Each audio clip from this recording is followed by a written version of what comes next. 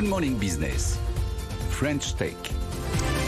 Il est 6h43, l'heure de notre French Tech. Et quand une French Tech lève de l'argent auprès d'investisseurs américains, c'est souvent bon signe. Et c'est le cas de Greenly et de son directeur général et fondateur Alexis Normand qui est avec nous ce matin. Bonjour. Bonjour. Alors Greenly, c'est un outil de diagnostic sur son bilan carbone pour les entreprises, notamment les PME. Parce qu'en fait, on découvre avec vous que seuls 20% des émissions carbone des entreprises sont aujourd'hui suivies et pilotées. Vous allez combler ce gap et en plus, grâce à vos algorithmes, proposer des solutions pour avoir un meilleur bilan carbone.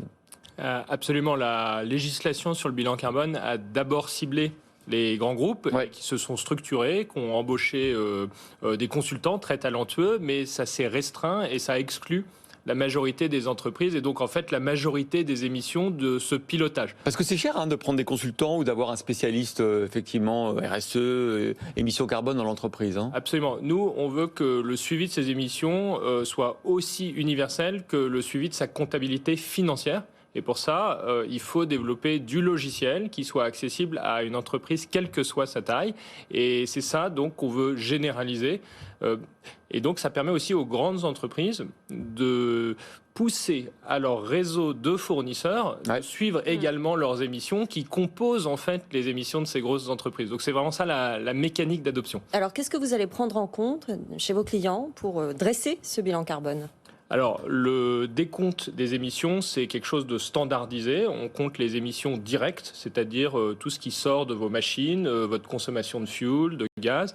Les émissions indirectes liées à votre consommation électrique, donc des kilowattheures, mais derrière, il y a une centrale électrique, au charbon, au nucléaire, qui émet. Et ensuite, vos émissions indirectes hors énergie, c'est le scope 3. Et ça, en fait, c'est tout votre réseau de fournisseurs, vos achats de biens et services. Quand vous consommez des data centers, quand vous prenez l'avion, quand vous achetez des fournitures de bureau, vos fournisseurs sont responsables d'émissions dont vous êtes responsable en tant qu'entreprise. Et ça, ce qui est malin dans votre système, c'est que c'est grâce à l'intégration à des logiciels métiers. Ça veut dire que c'est quasiment du plug and play ou il y a quand même pas mal de choses à saisir? Alors, notre objectif, c'est de minimiser le nombre de données à saisir manuellement et d'automatiser le plus possible pour vraiment réduire la friction, et surtout pour les PME. Donc, on intègre les données comptables et ça permet de scanner l'ensemble des achats de biens et services, mais la donnée financière n'est pas toujours assez précise, donc parfois il faut la donnée de consommation exacte. Donc, la donnée de consommation exacte électrique, c'est possible de la récupérer en s'intégrant à des logiciels. On a fait beaucoup de bilans carbone de sociétés tech. La donnée de consommation exacte de vos data centers, vous pouvez aussi la récupérer automatiquement en vous branchant à des Google, des AWS. Et là, vous avez vous calculez du kilowattheure. Et selon que vos données sont en Irlande, en France ou ailleurs, vous pouvez calculer son poids carbone. Et on fait avec Shopify, enfin on a une centaine de logiciels intégrés. Il reste évidemment un peu de données manuelles parce qu'on fait un scan complet de l'organisation, mais la réduction qu'on propose permet de réduire le temps et le coût pour l'entreprise. Quel type de solution moins carbonée vous pouvez par exemple proposer ? Alors, d'abord, ça dépend évidemment du domaine d'émission. Donc, il y a des fournisseurs alternatifs qui émettent moins. Il y a des consommations.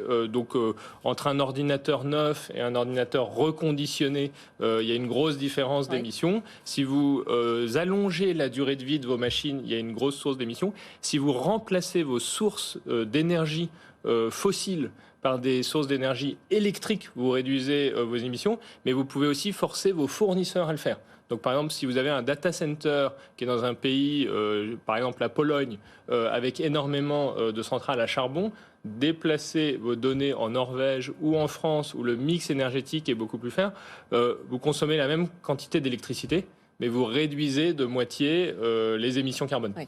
Alors je lisais ce matin, vous êtes sur ce plateau parce que vous annoncez la levée de 21 millions d'euros pour justement financer votre développement. Et vous avez accueilli dans votre capital effectivement un fonds américain leader de la transition énergétique, Energy Impact Partners. Ça va vous apporter quoi cet appui, cet actionnaire américain? Est-ce que vous visez notamment le marché US ? Alors absolument, on est sur un sujet, l'urgence climatique, qui fait que nous, la croissance est une affaire urgente. Et donc d'abord, le capital permet de financer la croissance, donc de nos équipes commerciales, marketing, produits, d'améliorer le produit. Vous êtes combien aujourd'hui ? On est 45, mais on pourrait facilement être plus de 100 d'ici la fin de l'année. Et avoir un investisseur américain qui a un réseau dans la transition énergétique, c'est aussi une façon d'accélérer d'entrer sur le marché, le marché, puisqu'ils ont eux-mêmes investi dans une centaine d'entreprises auprès de qui ils doivent nous pousser. Mais ce que vous dites, et une fois n'est pas coutume, c'est que dans ce domaine, la France et l'Europe sont plutôt précurseurs par rapport aux États-Unis, justement. Alors, c'est un des domaines où être français, je pense, est un avantage compétitif pour plusieurs raisons. D'abord, c'est en France que le bilan carbone a été standardisé pour la première fois par l'ADEME, par un certain nombre de cabinets de conseil très connus.